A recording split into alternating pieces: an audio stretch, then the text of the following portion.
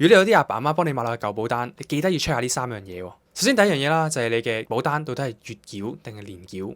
因為如果你揀月繳嘅話咧，你可能成年俾嘅保費要俾多7至9%。假設你張單本身係年繳24,000蚊，月繳嘅話咧會變咗25,000甚至26,000。第二啦，就係保單嘅持有人到底係咪你自己？因為如果假設你成年之後阿爸阿媽冇將佢個名轉翻做你嘅話咧，你係冇任何權利去做變更啦或者更改。假設阿爸阿媽真係咁唔好彩過咗身嘅話咧，張單係會變咗佢哋嘅遺產。如果後續你想處理去做任何變動咧，你要全體嘅繼承人同意。咁如果你屋企人嘅關係已經唔係太好，或者一啲係分居異地嘅話咧，起碼搞成幾年嘅。而第三啦，就係你嘅身故受益人有冇填好啦。如果你嗰陣冇填咧，張單賠出嚟嘅錢就會變成你嘅遺產。如果啲後續屋企人想拎錢咧，起碼要搞成半年甚至1年嘅法律手續。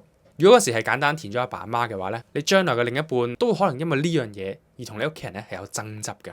好似之前香港嘅作家天航，佢太太患癌，咁天航就為咗幫佢醫病啦，係使晒差唔多自己所有積蓄。